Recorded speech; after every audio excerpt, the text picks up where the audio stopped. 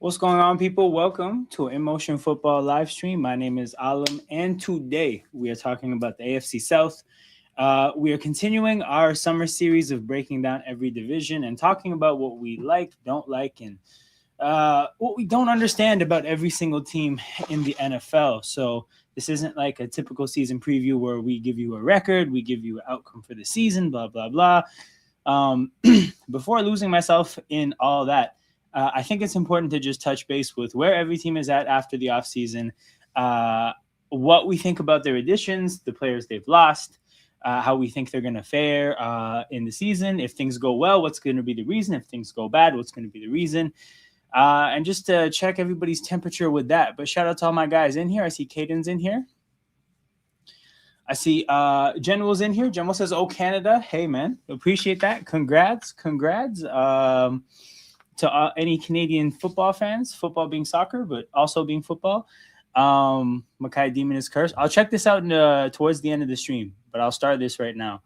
But yeah, we're going to get right into it. We're going to start with the Houston Texans. That's the first team. So the Houston Texans are a team that I feel pretty similar about. I felt pretty similar about this team now for like 2 years.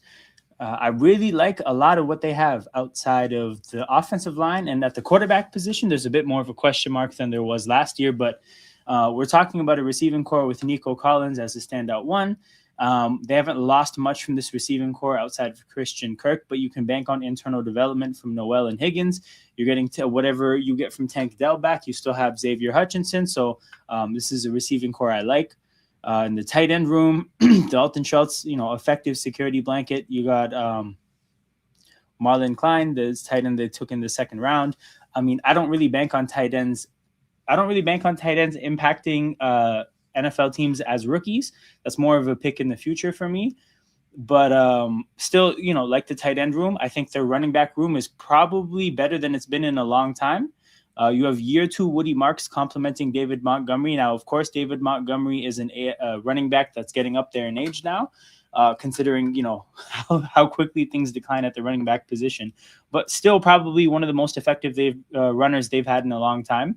And then is more than just the football player he is in terms of talent. I think he fits this football team really, really well. This is a team that's going to play great defense for most of the NFL season.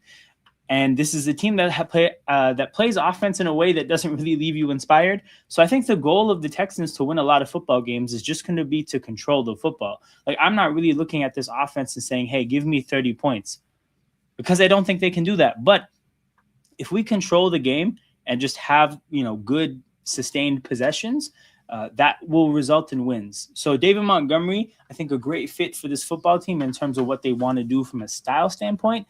The question mark, as always, about this team is the offensive line. Now, we do have a pretty different offensive line this year. Ed Ingram was a player they traded for last year that, began to look effective, so they re-signed him. Ursary is going to be going to his second year at left tackle. Braden Smith they got from Indy, this is a bet they're making on injuries. He had some injury issues towards the end of his career in Indy. Keelan Rutledge, first round pick. It looks like they're going to kick him into center on this depth chart, but I feel like I've seen somebody else say otherwise. Regardless, they took him in the first round. He's going to play. They got Wyatt Teller from Cleveland. Still Trent Brown and Blake Fisher as depth. So it's not like this is an offensive line that we can all of a sudden say is going to be good, but it looks like there should be an improvement from last year. I think this was an offensive line that was detrimental to Houston's aims of being a good football team last year. I think that there's a chance that they're not detrimental this year. And the thing for me is that if this line is only average, I think they'll have enough between the running game and what the defense is going to do for them to win football games. I like the weapons for C.J. Stroud. This is all going to bring us back to C.J. Stroud. And before I talk about him, I'm going to take a quick peek at the offensive coordinator just to make sure I don't have it wrong. Nick Caley. Okay, so same offensive coordinator. Cool. Nick Caley was someone who is said to have I think he came from the Rams, but philosophically, apparently had a lot of Josh McDaniels going on. So maybe not so much of a Sean McVay offense as it might seem, considering that he came from the Rams. But continuity in the offense for these players. You have an offensive coordinator who understands what he has. And then for CJ Stroud, the big thing is just, can he play average football? I really don't think that this setup involves him having to play great. If the defense plays good football and he just turns around and hands it to David Montgomery, the plate is set for him. Or like just things are set up perfectly for him to just make simple plays down the field. Nico Collins is going to be effective. He's going to make life pretty difficult for whoever the primary coverage player is on the defense, right? Higgins and Noel, Dalton Schultz, they're okay to take advantage of whatever is left. This should be a pretty great football team. There's a lot about this football team that's at a Super Bowl level. Offensive line and quarterback are just the two big question marks. So as far as what I can expect from this offense next year, I expect this to be a better offense. Year 2 in Nick Caley's system, a boost at offensive line. We'll see how much of a boost at running back. And I think this is a team that maybe came a couple throws away from being in a Super Bowl, and who knows how they would have fared. I think Seattle still would have got the W. But if CJ Stroud just throws 3 interceptions instead of 5, this is a Super Bowl appearance. This is a team that makes an appearance to a Super Bowl, I think. So we just need a basic level of competency from CJ Stroud. And things could go up from there. But yeah, again, I expect this to be a better football team offensively. Defensively, not a ton of impactful additions. I would say the 2 big impactful additions are Reed Blankenship and Caden McDonald. But that being said, I think those are pretty sick additions because Caden McDonald, you're talking about adding a run stuffer to a defense where, if anything on paper, the weakness would be defensive tackle, considering that Tommy Togiai and Sheldon Rankins are good players, but this is a defense that plays at an elite level. And that's not really a part of the field where they have elite players. Now, Caden McDonald might not be a typical elite player in the way that people think about defensive tackles, but hell of a run stuffer, going to fill gaps pretty well. And if that opens up opportunities for other players, if that puts offenses in second and long, that's a pretty effective addition. And then Reed Blankenship, I think this is an awesome addition from the standpoint that he's going to play well. If you don't remember, they traded for CJ Gardner-Johnson before the season last year, and he ended up getting cut pretty early on. So everything you saw from this Texans defense last year happened considering that they cut a safety that they planned to start. So they go back to the well again and get a starting safety from Philadelphia, the other safety from our Super Bowl winning team. They must have loved watching Vic Fangio's tape. And I think this is going to be helpful. I think the thing with Reed Blankenship is that this was an undrafted football player because of athletic limitations. But he has pretty great instinct, pretty great feel for the game, has a nose for the football, gets interceptions. And I would explain his effectiveness like this. If you put him in a defense where people do their jobs and he kind of doesn't have to cover for other people's mishaps, he's going to be asked to play within a reasonable amount of space on a football field for his athletic limitations to not really hurt him too much. Now, if you put him in maybe more of a not dysfunctional, that's maybe too harsh. If you just put him in a setup that's not necessarily as good and he has to start making up for other people's mishaps, Reed Blankenship does not have the athleticism to be rangy. So when I think about him being in a Houston Texans defense, I think this is an awesome fit because this is a defense that has awesome football players throughout the secondary. I don't have to look it up. The people know this was a very decorated secondary, and you drop Reed Blankenship into the middle of it, and I think you get another useful player. And probably somebody that's going to make a lot of plays. So I think this defense, for the most part, is going to be the same. We'll say this defense is a smidge better next year, right? Will Anderson, a young player still, unbelievably still has the potential to get better. So all things considered, I think that we can expect this defense to be a little bit better. And we can expect the offense to be more than a little bit better. But all in all, the Houston Texans should be a better football team next year. Yes, Caden, it's the same link, so you can just save the link I'm about to drop in the chat. It's always the same link, and you can just hold on to it if I'm letting people on, and that'll be the case most of the time.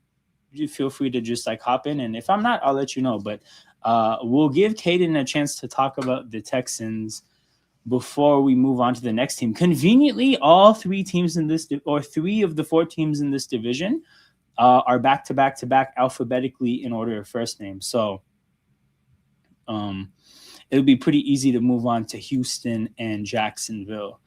But yeah, this was not a team that I thought needed a whole lot. Between the defense and the weapons, I think this is a pretty solid team. What's going on? The link thing, it's just like last time I saved it, I clicked it and it didn't take me here, so that's just why I always ask for it. But yeah, it's the same URL. There's two different ones for Toronto Hoop Talk and In Motion Football, but yeah, you can just keep a hold of the two of them. But yeah, what do you think about the Texans this year? Offense or defense? We can do both. You can do both at this point. Okay. I think the defense is going to be the same as kind of last year. They're probably going to have a great like D line and like how you said, Reed Blankenship, great safety and stuff. Yeah. And then also the secondary, they're adding more, so it's might going to be a little bit improvement, like how you said. Yeah. And then offense, I would say, I mean, CJ, he has receivers. It's just he didn't. I mean, he's a good QB, but he's not like good like Josh Allen and Patrick Mahomes and all Yeah. that stuff. But he's working his way up there. But I think the Texans could be like same as last year. All right, I hear that. I hear that. Indianapolis Colts is the next team we're going to be looking at. So a lot of consistency here from a coaching standpoint. Obviously, you still have Steichen and Lou Anarumo leading this offense and defense. Offensively, a lot of retention here. So they had to hand big money to Alec Pierce and Daniel Jones. So if you look at the additions here, you're looking at Nick Westbrook-Akine. That's a wide receiver 3 to 4 at best, but somebody who made some big plays in Tennessee and no plays in Miami. And then a 4th-round pick and a 7th-round pick on the offense. So between paying Daniel Jones and Alec Pierce, there was really not much room to add to this offense. They lost Braden Smith. So Jalen Travis, a 4th-round pick from last year, will step into right tackle. But otherwise, a lot of continuity from this offense. Again, even continuity at head coach. So what to expect from this offense?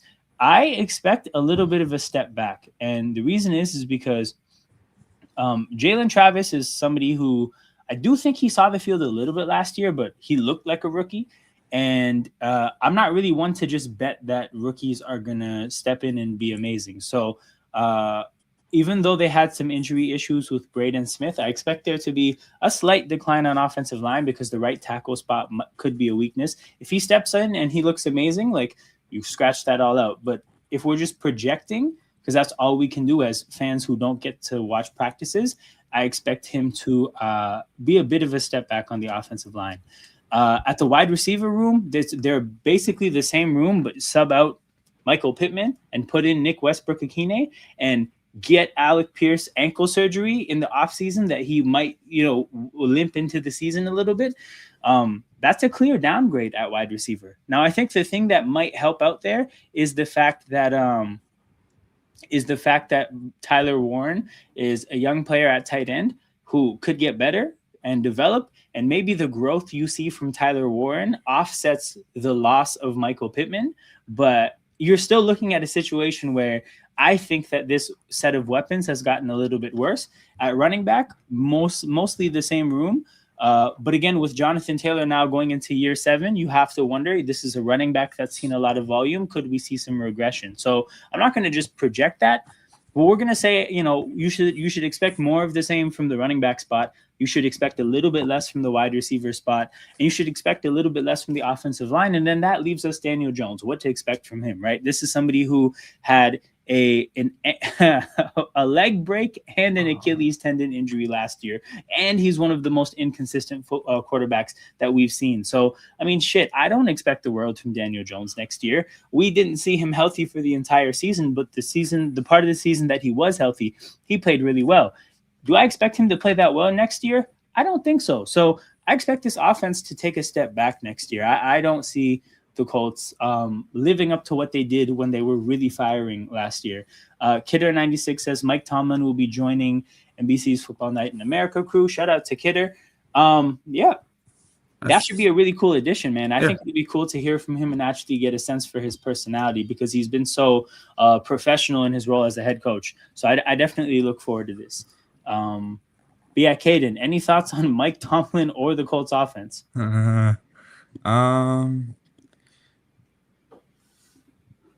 Oh, sorry. I was reading something. But I think it's gonna be silly that Mike Tomlin's gonna be on NBC Sunday Night Crew and stuff. That'll be kind of interesting to see. But the Colts, they're the only thing to say about them is Daniel Jones, is he still hurt or no? He's still he's still recovering. So he tore his Achilles November. Yeah. So 9 months from November would have him healthy in August. So yeah, he's going to be going into the off season, doing a lot of rehab work, trying to get healthy. Definitely not going into the off season in a great place. It's not ideal. But I mean, yeah, it's not like he's going to miss time. But yeah, it's not ideal. Yeah. So I mean, I don't really have anything big to say on the Colts. I mean, the Colts are always the Colts, Hey, so. I hear that. Daniel, when you watch this, keep that in mind. Okay, Colts defense, another season under Lou Anarumo, a defensive coordinator that I think the world of. So I'm a big fan there. They spent their first 3 draft picks, I think, so 2, 3, and 4 here because they didn't have a first-round pick since they traded it for Sauce Gardner. But they spent it on defense. So clearly the point of this offseason was to get them more defensively. I just don't think I love a lot of the additions that they made because Arden Key in his 30s is probably not a serious move, in my opinion. I feel like is a player that's racked up some numbers on some pretty bad teams. I believe he's played for the Titans and the Raiders. I think those are his last 2 teams and maybe the Jaguars. But Arden Key is not necessarily someone right now they have him penciled in as a starter. I think Tuimoloau here is probably going to be the starter. If Arden Key is a depth piece, that's fine. But as a starter, I don't think the world of that. And all in all, that's a lateral move. Not a lateral move. That's like an okay move. It's not an impact signing to me. Akeem Davis-Gaither, that's not an impact signing. That's an okay football player. Wanye Thomas, I don't think he was that good in Dallas. Cam Taylor-Britt, I made a point to read into this because Cam Taylor-Britt was with Lou Anarumo in Cincinnati, and he did play pretty well. But Bengals fans say he's cooked. Bengals fans, it was pretty unanimous saying that he's not good at football anymore. And this is such a Lou Anarumo move to go back to the well. So Cam Taylor-Britt is not probably going to be an impact player. So this leaves us to the 2 draft picks they made. CJ Allen is going to come in and be a Zaire Franklin replacement. And then AJ Halsey, I'm not sure if he's replacing someone who left. But also, AJ Halsey is not somebody I heard is going to be like some amazing football player immediately. So there's a bunch of new players here, but I don't know how much talent they got. I expect this defense to probably be a little bit better considering that there are some good players on this defense. You do have Sauce Gardner. You do have Cam Bynum. You do have Charvarius Ward. And you do have Laiatu Latu, DeForest Buckner, and Grover Stewart. So there's good players here. And there's in the second year of Lou Anarumo's defense. So I expect there to be some progression there. And I still think that CJ Allen is going to help. He has some pretty big shoes to fill considering that Zaire Franklin is the player he's replacing. But Zaire Franklin did kind of take a bit of a step back, probably towards the end of his career in Indy. That's part of the reason they traded him. So, but as a rookie, expecting him to be productive early, there's still some risk there. So all in all, I think their personnel got a little bit better. I think they're going to get a little bit better on top of that because of the familiarity with Lou Anarumo's team. So I expect the defense to be a little bit better, but I don't think it's going to offset the drop-off in the offense. So all in all, I think the Colts are going to be a little bit worse than they were averaged out last year, because obviously they had the high-flying times of having Daniel Jones and the fucking Phillip Rivers games. Yeah, Phillip Rivers, grandpa. Yeah, and obviously, like you kind of throw away the Riley Leonard, Philip Rivers days. But when it comes to the Daniel Jones offense, like when things were humming really, really well, they were probably overperforming a little bit. If you take what they probably should have done, like their average performances, I expect that to be it to be a little bit worse than that. So those are my thoughts on the Colts, specifically the defense. Caden, if you don't have anything to add, we will move on to the Jaguars. Yeah, I mean, I agree with you. You know, it's the same Hell, thing. hell yeah. Yeah. Uh, All right, on to the Jaguars. So, just before I start, I want people to see that free draft picks are in purple here. Trades or signings are in yellow. There's not a single starter that the Jaguars added this offseason. Part of that is because obviously they didn't have a first round pick, but a part of that is because they didn't really spend any money, really. If you look at this Yeah. offense, the only starter and backup that they got was Chris Rodriguez from the Commanders, and he's there to replace Travis Etienne. And And who that's a they clear. Was that? sorry. And keep going. That's a clear drop off from Travis Etienne. So, again, from a personnel standpoint, where is the addition? Hmm. They're starting. I think this is basically what their offensive line was last year. Obviously, this was a productive unit. They had a good running game. They had Trevor Lawrence playing okay football. But yeah, Brenton Strange got paid. Nate Borkacher is a blocking tight end. Pregnon, I think Pregnon's a pretty solid player. I think he fell because of medicals, but they drafted a pretty good guard here. Two receivers in the 6th round. I don't expect much impact there, but I kind of struggle with this one because if this was an offense that added to what it had last year and maybe brought in some new personnel to give themselves something to I guess kind of just not look the exact same, I would almost like give them credit for the fact that they're going to be they're going to be in year 2 of Liam Cohen's offense, and we should expect better because of that. However, my problem is when the fact that this is the exact same, but actually a little bit worse, considering that, oh, true, I see King is back. King is here, yeah. Okay, I'll get you in. But What's yeah, up, King? What's up? So yeah, this is a part of my issue with the Jags is that they got a little bit worse and they didn't really do anything to offset it. So I think the Jags are going to take a step back this year. Bashal Tutin, he played well, and then I think he got injured towards the end of the year, or maybe that was someone else. But the point is that I don't think Bashal Tutin, even if he gets better, is going to be Travis Etienne. Chris Rodriguez is not going to be Travis Etienne. I think they could have an effective running game with these two as like the power back, smaller back, complementary kind of a committee thing. But I mean, yeah, just Trevor Lawrence, like he could play ass out of nowhere. Everything that Liam Cohen did last year, unless he's going to start doing different things, we're just going to watch them do all the same shit with the same players. I don't know if I love their approach to the offseason. If they start to do different things and grow and develop, the question has to be asked, like, are they going to be as good as they were last year? You know, like the things they did that worked. If they do the same things, they're doing it with the same players, and I think that that'll be easier to defend. If they do different things, the question has to be asked, can you do different things with the players like that were effective with what they did last year? So I think there's a bit of an issue here for the Jaguars offense. Since you guys are both here, I'll just do offense, defense, and then let you guys get your takes off. Defensively, again, not a single starter is new. They keep the defensive coordinator Campanelli, who is largely credited with like their defense being so good at getting turnovers. He did not leave for a head coaching job. But in terms of what he stuck around for, like the signing that I think could probably impact their season is Dane Jackson, because I've seen him play like some decent football in Buffalo. That being said, they have their 5 starters in the secondary. Again, they have all their same starters from last year. Just this is not going to be different. There's some room for internal growth with Trayvon Walker, Monteric Brown, Antonio Johnson. Obviously, Travis Hunter, you didn't get a whole lot from him last year. There is some room for internal growth. I expect this defense to be more of the same. Like the defense was good last year. I expect it to be good again, but I expect the offense to be worse. So all in all, I have the Jaguars taking a bit of a step back. Not a big fan of their offseason. I think there's a lot of pressure to get Travis Hunter to look like something.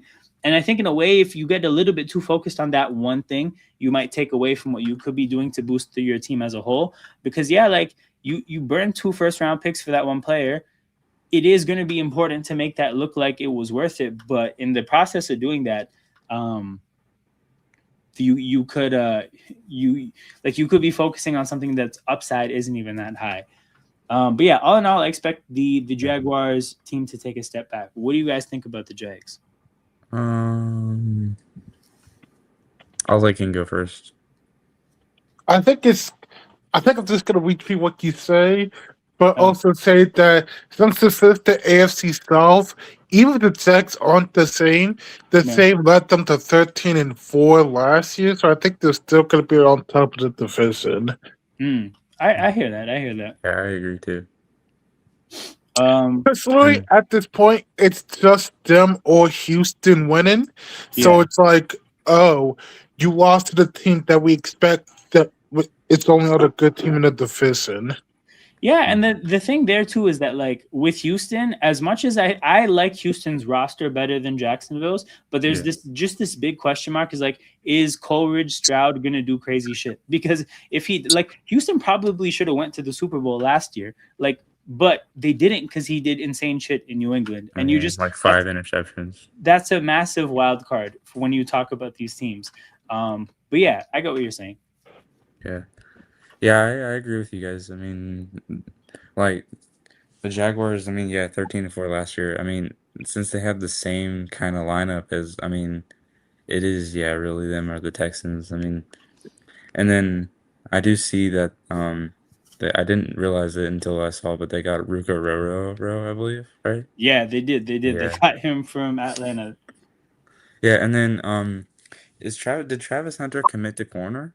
Or is he going to be receiver? Nobody said anything officially, but they said that the plan is for him to be a full-time corner and like a maybe 10 snaps a game offensively in like certain packages. Okay. So like a special weapon offensively. Now we go to the Pat team. Moving on to the Titans. To the Pat team. Yeah, probably. I mean, this team is now coached by Robert Saleh and Brian Daboll in terms of offense and defense. So you're talking about a team that I think has made some pretty big upgrades at the coaching level because while I think there's going to be question marks about how good Saleh is as a coach when it comes to the coaching stuff, like team-wide, like leadership kind of stuff. But when it comes to running a defense, I think it's pretty clear that guy's damn good at what he does. And with Brian Daboll, again, I think there's question marks when it comes to running an offense. Sorry, when it comes to being a head coach in the same way. But I think when it comes to running an offense, I kind of do trust Brian Daboll based on what I saw from the fact that he's probably responsible for some of Josh Allen's like really dynamic years as a quarterback. And he's responsible for Daniel Jones's best year to get to the playoffs. Like I've seen Brian Daboll get a whole lot from some offenses that probably didn't have or probably had less than what he made them look like. So from a coaching standpoint, big upgrades. But when it comes to the personnel, I kind of don't like what they did because if you look at offensively, already he's brought 2 New York Giants, Brian Daboll, and I just don't love that. And this is, again, where, a guy can be good at running an offense, but does that mean the guy's good at identifying good players or which players to add? No, like there's other skills. Actually, fuck that. He brought a third player, Austin Schlottman, who I don't even remember. I don't remember this guy on the Giants. But there's 2 guys here that I've never heard of that they plan to start along the offensive line, right? I like Peter Skoronski, but Dan Moore is mid at best. King can talk about that more later. J.C. Latham hasn't quite panned out yet. They signed Dan Moore so that they could play him at right tackle so that he wouldn't be a bust because he didn't look good at left tackle in his rookie year. I don't remember hearing about whether he was particularly good at right tackle or not, but this offensive line is probably not going to be good again. When it comes to their weapons, they lost Chris Okoronkwo at tight end. But Gunnar Helm was starting to produce quite a bit last year. They have like a 2 tight end committee thing. Gunnar Helm being more of the receiving tight end, Daniel Bellinger being more of the blocking tight end. I think all things considered, like that's a bit of an upgrade at tight end for them. At receiver, there's also a bit of an upgrade because Carnell Tate, I expect him to be a pretty good receiver. I don't know if he's gonna be like. I don't know for sure if he's going to be NFL quality number one, but at worst, he's going to be a damn good number two. So, like, they got a quality receiver, and they still have Calvin. Like, they had everyone that they had last year. Basically, last year, their 1, 2, 3 was Ridley, Ayamanor, and Chimere Dike. But then they add Wandale and Carnell Tate to that. Now, I think they gave Wandale too much money. I think they probably drafted Carnell Tate a little too high, but it's not like they added bad football players. It's just that Wandale Robinson might be like, just good, like not great, not phenomenal, and just good. And Carnell Tate is probably, again, minimum wide receiver too. So there is a bit of an addition in terms of the weapons for Cam Ward. At running back, they're exactly the same.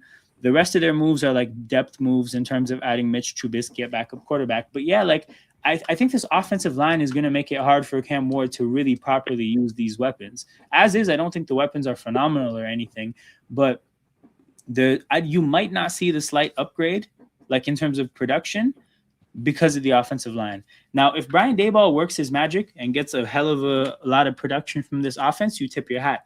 But I don't like the offensive line at all. So I expect this offense to be a little bit better, but the fucking bar was low as hell last year. So that's not saying a whole lot. But yeah, I expect definitely some improvement from this team offensively.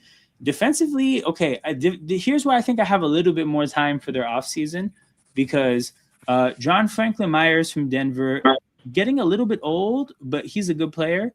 Jeffrey Simmons is obviously awesome. They got Jermaine Johnson, who played with Robert Saleh in New York.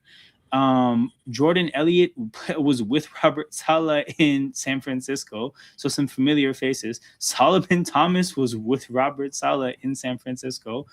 First round pick on Keldrick Falk, second round pick on Anthony Hill. Cedric Gray, I'm pretty sure, has developed into an okay player.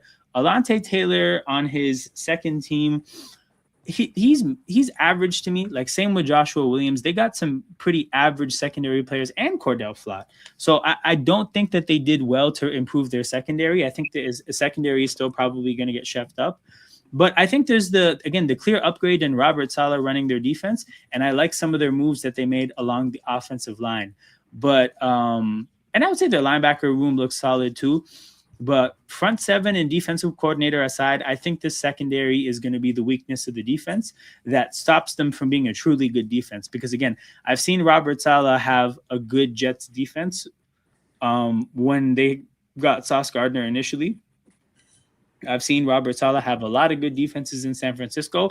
I don't expect it to look like that because of the secondary. But, again, I expect this defense to be a little bit better. So all in all, Titans are probably going to be a better football team, but I mean, they were one of the worst football teams last year. So that's not saying a whole lot. They picked 4th in the draft. I would say maybe after this season, they'll pick something like 12th. I don't think they're going to climb into a playoff race, but I think they might climb out of the gutter. I think that's what this offseason was for Tennessee. They climbed out of the gutter, and maybe they could take another step and get into a playoff race in 2 years, but not so far. I'll kick it to you guys, man. What do you guys think of the Titans? I mean, I agree that Brian Daboll and Robert Saleh's defense of San Francisco and New York, bringing that to the Tennessee. I mean, I can agree that Tennessee's defense might be a little bit better. Yeah. But I mean, at the end of the day, I mean, they're still just going to be not as good as we think that they would be. But I mean, they'll still be bad. They'll still be bad, but they won't. What I'm trying to say is they won't be good, but they also won't be bad. That's what I'm trying to say. Yeah. I hear that. King, what do you think? So the Titans. Yeah. I'll say right now, I think they're going to be 3rd place. I don't believe in Indy. I do think Cam Ward will show improvement because he literally has to. He is the one gem out of that whole draft for quarterbacks. Yeah. I think Cam Ward's going to show improvement. Yeah. My only question is, like you said, the O-line and maybe the receiving core, because while it is good, it's still only 2 players I really trust. Yeah. it's better, but it might not be good. Yeah. Yeah. But yeah, I'll say they are like a 7-10, 8-8. Yeah. Yeah. Yeah. I think Mm-hmm. that's their range for sure. Like I said, I don't think they got good. I just think they climbed out of the gutter a little bit, and they Yeah. opened up space for fucking teams like Yeah. like Miami and New York and shit. Yeah. Yeah. No meme intended, but I have them going between 6 and 7 wins. So That's hilarious. yeah. That's good for you, man. So we wrapped up the 4 rosters. So that's where we're at with, again, the things we like and don't like. We'll close the stream out by running a prediction.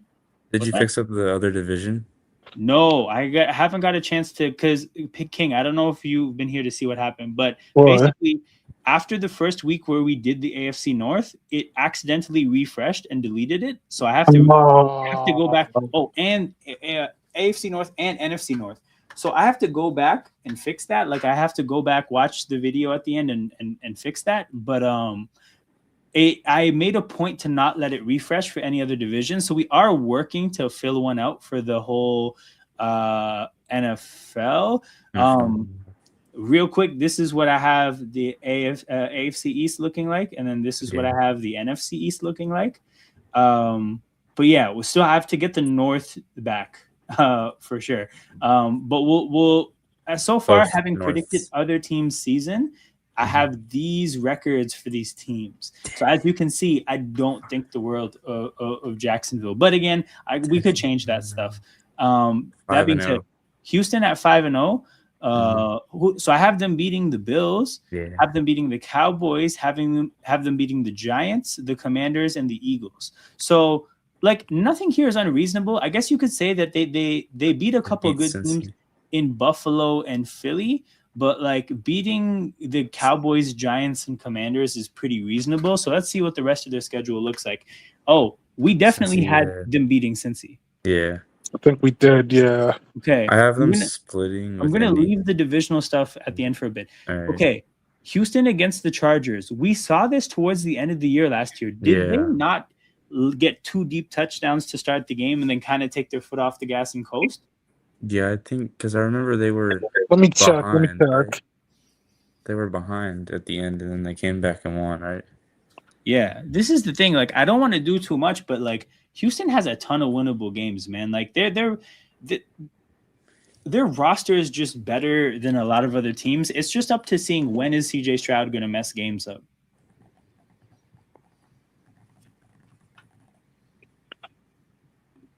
The last time they played, Houston won. Yeah. Okay. It was like 12 to 30 something. Yeah. Shit, okay, hold on.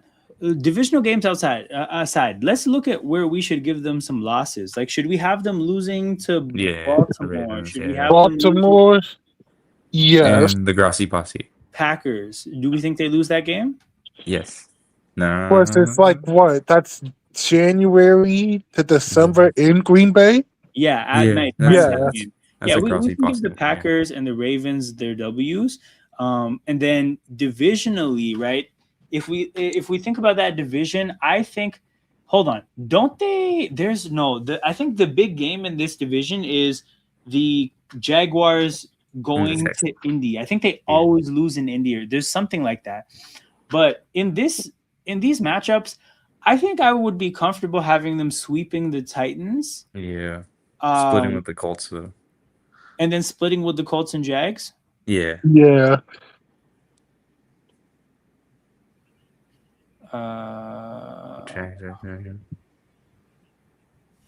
And then if the last games left here are the Chargers, Pittsburgh. I think they play them towards the beginning of the season. I think I got the you already got it. Last 2 games I have here are the Chargers and the Steelers. I think I would be having them beating both, to be honest. If we do this, the record is 13-4, and to be honest, I think I'm okay with that. Yeah, I mean, I guess so. I mean, there's one game I'd change, but I mean, it'd probably be that Chargers game, but yeah. Okay, for the Indianapolis Colts, right? I think something to think about here is that Daniel Jones is coming off a major injury. So, Yeah, if 2 anything, I losses expect right there. things to maybe get better to end the year, but I expect things Yeah. to not go good to start. So, 2 losses, then they get 2 wins. Daniel Jones against Pittsburgh in Pittsburgh. I think we can give Pittsburgh the win here. We said Pittsburgh Yeah. wins this year. Safer one, yeah. Okay. In the division, oh yeah, we have to do the split with Splitting, yeah. Jacksonville. But against the Titans, you know what though? I think they split the Titans as well. I was Yeah. like, if there's a team that Or they Tennessee could beat, it would be Indy. Yeah. Or Yeah. the Titans could sweep the Colts. You never know. I think the Colts beat the Browns towards the end of the year. Bengals against Colts in the end of the year. Oh, by the end of the year, the Bengals are cooking. So Yeah. Okay, so something to keep in mind here. I 8 and have 9. them, and I forget why. I'll look back to it when we do the Eagles thing. But I have them beating the Eagles because they come off a bye week. So like we've given them some results that maybe like another person wouldn't predict. But we have them at 8 and 9, and I think that's fair. Yes. Okay. That's Jacksonville Jaguars. Okay, for whatever we've done, we have them losing to the Patriots, losing to the Eagles. We have a couple of their divisional series. We have them losing to the Giants. Okay, that one's pretty rough. Losing to the Cowboys, beating the Commanders. So we were pretty harsh, I guess, about them losing to the Giants. I mean, you know what though? Like, I don't know. We'll see. We'll have to throw them a bone there. But I have them beating the Browns. I have them losing to the Broncos. Early season Bengals, I think we can give them the win. Yeah, I think we can give them the early season win against the Bengals. I got them losing here. I would have them splitting against Tennessee. Bears and Steelers, let's say that they split these 2 games, and that gets us at 7 and 10. And you know what? I'm completely okay with that. I'm completely okay with 7 and 10 Jaguars. Like I think what's it called? The Giants game is kind of harsh here. Maybe we should flip that. You know what? I'll flip that for now. 8 and 9.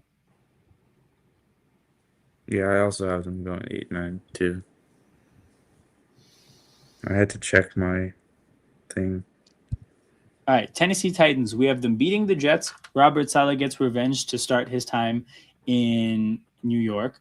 We have them losing to the Eagles, beating the Giants. I have them losing to the Ravens, losing to the Texans, a split here in the division. Beating the Browns. I would say they beat the Browns, lose to the Bengals, lose to the Lions, beat the Raiders, and I could see them losing to Pittsburgh. So that puts them at 6 and 11, and I'm completely okay with that. So this is the record we came up with for this division, and I don't feel too bad about this. I mean, I think maybe Jacksonville or Indy gets a maybe one more win, but this is kind of captures how I feel about these teams. Yeah. Yeah. Mm-hmm. I mean, 13 and 4. Oh no! Even though they have a good record, that 13 and 4 for Houston, I don't know. Yeah, that's what I'm saying too. The thing I about feel it like is, I feel like it's gonna be this.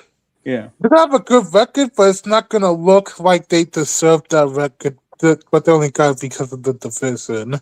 see, I can get behind that for sure, because if we look at the AFC last year, right? Like I think a lot of people left feeling that the conference wasn't that good. And I think like that doesn't change overnight, right? So like Houston was very close to going to the Super Bowl.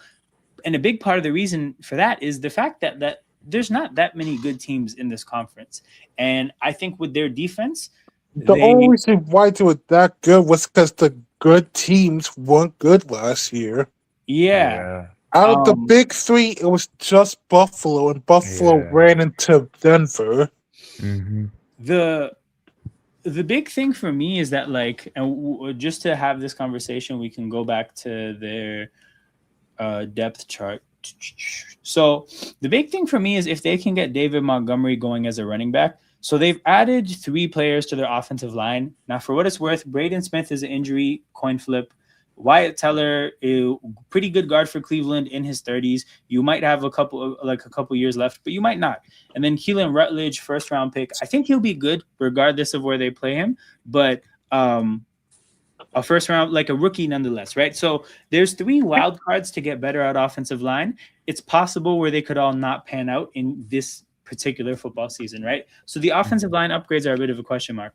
But if they get a little bit better and then they get David Montgomery controlling football games, the point is like, for me, the Houston Texans have the recipe for a win, which is defense plays good and David Montgomery sustains 5-6 minute drives, right? If he can do what he did in Detroit and just help this football team like control games, I think they win games because of that. And like you said, come playoff time, you might kind of like there might be a reality of check of the fact that CJ Stroud maybe can't win you a football game. But come regular season time, between David Montgomery and the defense, I think they have a pretty strong recipe to simply just win a football game. And that should show up in the regular season, I think. Mm-hmm. But yeah, people, that's what we do. That every Sunday night, you can catch us here picking a different NFC division. South next week. NFC South next week. So Caden's Atlanta Falcons will be a big part of the discussion next week. We go through every team, talk about the changes, what we like, what we don't like, what we don't understand. We do a quick season prediction in terms of their record, and this is what we'll be doing. 3 divisions left, so 3 Sundays left, and by the time we're done with this series, it'll be training camp time. So that's kind of how I timed it, right? We get these weekly drops to preseason. You mean? No, training camp, because preseason I think starts a couple weeks after training camp. Because we'll be done maybe 3rd week of July, and training camp report dates start the week after. Yeah. Didn't they shift the NFL season a week back?